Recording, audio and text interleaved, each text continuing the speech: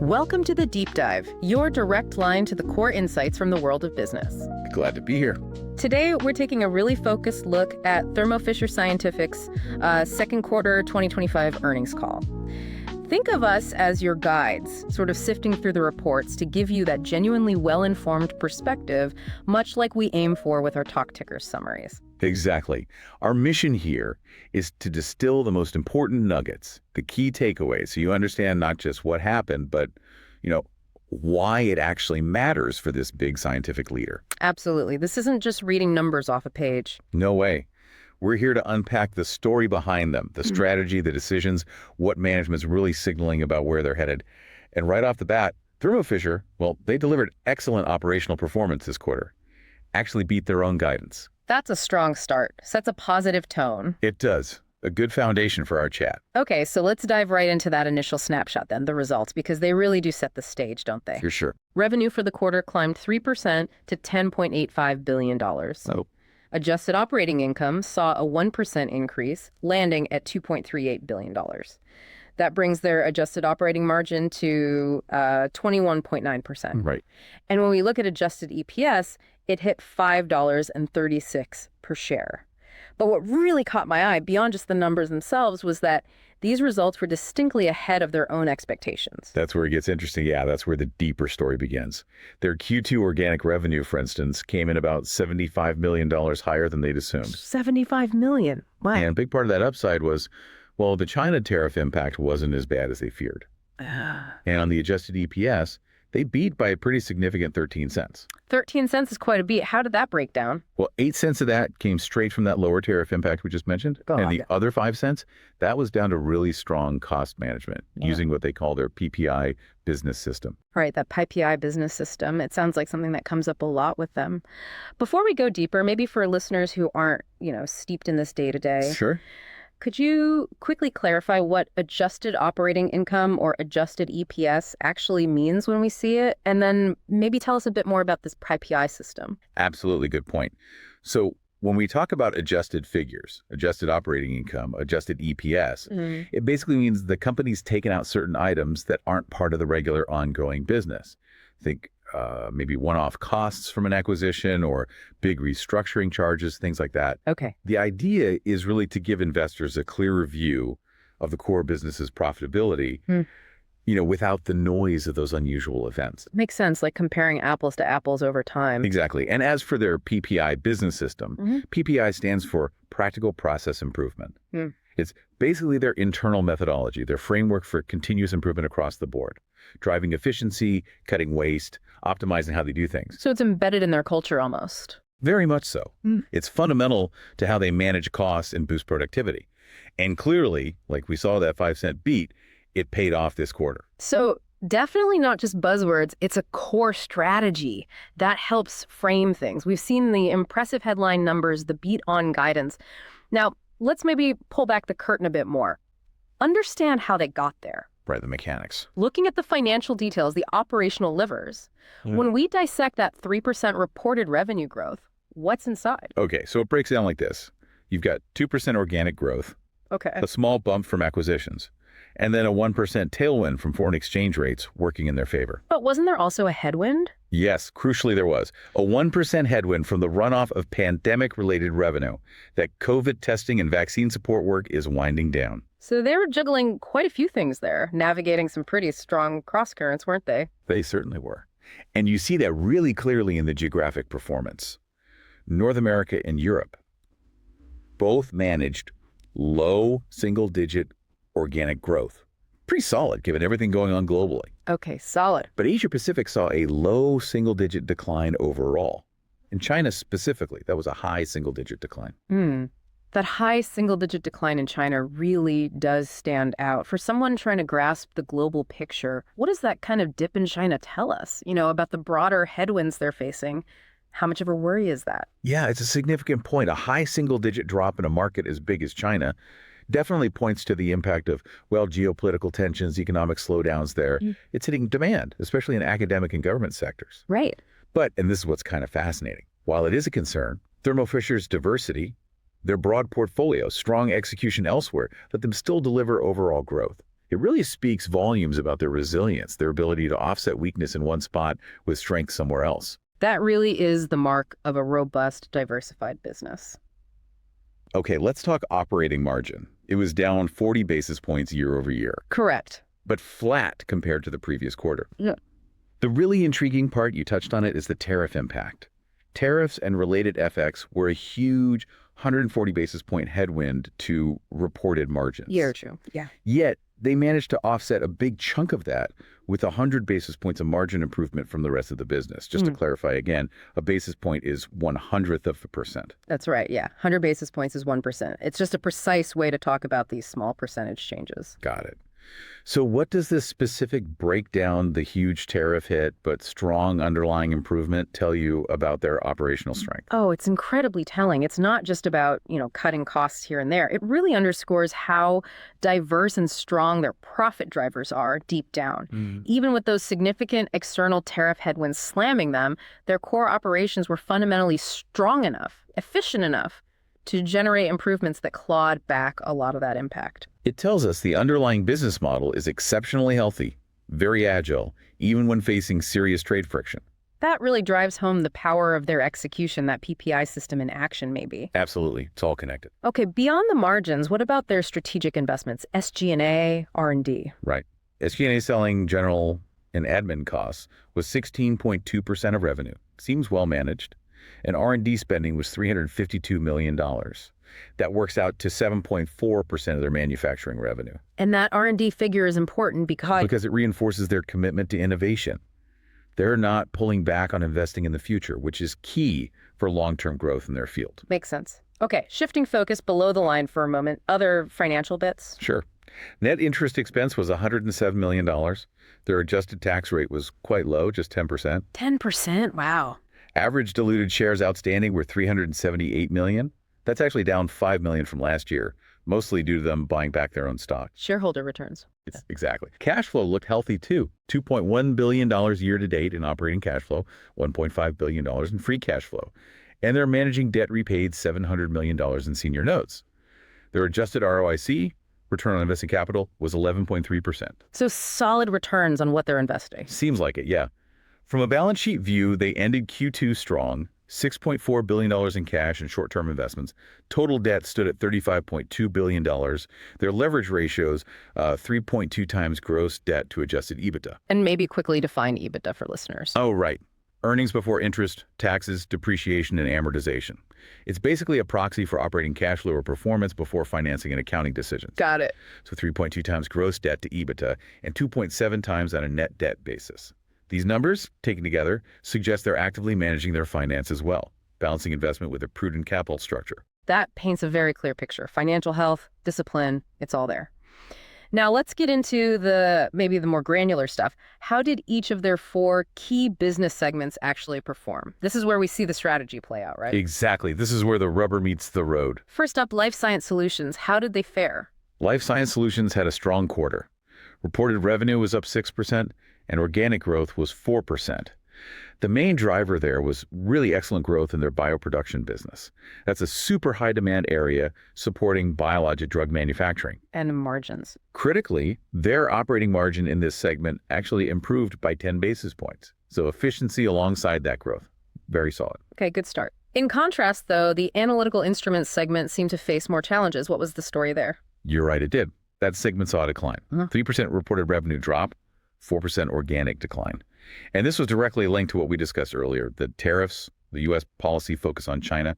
It dampened demand, especially from universities and government labs. So the academic and government piece hit this segment hard. Exactly. And consequently, the margin here took a significant hit, down 580 basis points. That was largely due to those same tariff and FX pressures. It's a really direct illustration of those macro forces impacting a specific part of the business. Wow, 580 basis points is a big swing. Okay, shifting to specialty diagnostics, what kind of quarter did they have?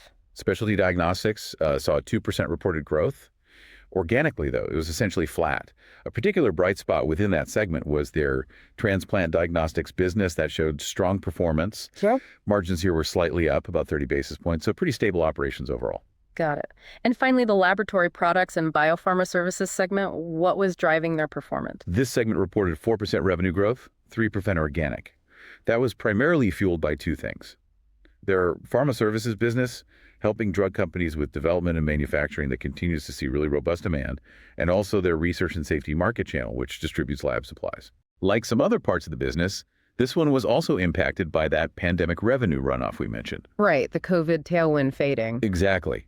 But what's notable here is that their operating margin increased by a strong 90 basis points. Oh, interesting. Despite the runoff. Yeah, it really showcases excellent underlying efficiency and resilience in their core lab products and services operations, even as that pandemic work paled off.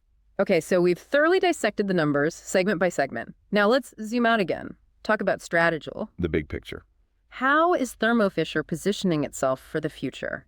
They talk about three pillars: high-impact innovation, being a trusted partner, and their, quote, unparalleled commercial engine. Right. Breaking that down, what specific parts of the strategy really stand out to you? Why do they feel like real differentiators in this market? Well, what's really compelling, I think, is how those pillars actually work together, how they reinforce each other. Take innovation. They highlighted some really game-changing new products. The Thermo Scientific Orbitrap mass spectrometers, especially the Astral Zoom and the Xedian Pro. Orbitrap, okay. Customers are literally calling the Astral Zoom a paradigm shift for proteomics. I mean, that's incredibly high praise in the scientific community. Paradigm shift. You don't hear that every day. You really don't. Yeah. And the Xedian Pro is apparently already giving immediate value in biotech labs. They also launched the Cryotem Cryos 5, boosting their leadership in electron microscopy, and they expanded their DynoDrive single-use bioreactor line for bioproduction. These aren't just, minor tweaks. They're pushing boundaries. And that innovation feeds into the next pillar, the trusted partner status. Exactly. If you have the best tools, the most cutting-edge tech, scientists and companies naturally want to partner with you. So how is that trusted partner thing actually translating into results? Is it just good PR, or is there tangible impact? Oh, it's definitely translated. You see it in market share gains, especially in those critical pharma and biotech sectors. Their accelerated drug development solution, for example, it's even been validated by the Tufts Center for the Study of Drug Development, which carries weight. It's seeing strong customer uptake. Real-world validation. Yep. And you see growing clinical research authorizations linked to their services, meaning drugs are moving forward. Beyond specific products, they're actively partnering with customers on big initiatives, like helping companies expand manufacturing capacity here in the U.S., the whole reshoring effort. Supporting that trend. Right. And also integrating AI to speed up clinical research timelines, drive productivity. It's not just selling boxes, it's becoming deeply embedded, almost indispensable partners. That's a much deeper level of integration than just being a supplier. How are they using their capital, their money to support all this? Well, their capital deployment is pretty smart. Seems like a balanced approach.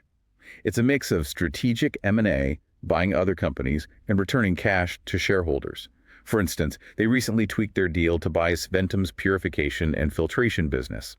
They removed the drinking water part to speed up regulatory approval. Agile move. Shows they can navigate complex deals. And that's on track to close before year-end.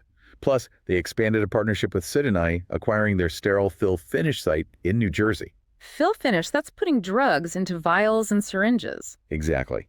This significantly boosts their U.S. drug manufacturing capacity, directly supporting those reshoring trends and strengthening their pharma services arm. And that PPI business system we talked about at the start, it sounds like it's playing a huge role in enabling all of this beyond just cost control. It absolutely is. It's a core competitive advantage for them. That PPI system allowed them to make rapid supply chain adjustments to lessen the blow from those tariffs. It's also the engine behind their aggressive cost management. Remember, they found an additional $300 million in cost cuts for this year since their initial forecast. That's pretty impressive. 300 million more, wow. And they're even using AI within the PPI framework now, looking for more efficiencies. It's truly their engine for continuous improvement, keeping them agile and profitable, even when the world gets complicated. Okay, that's a really comprehensive look at the strategy.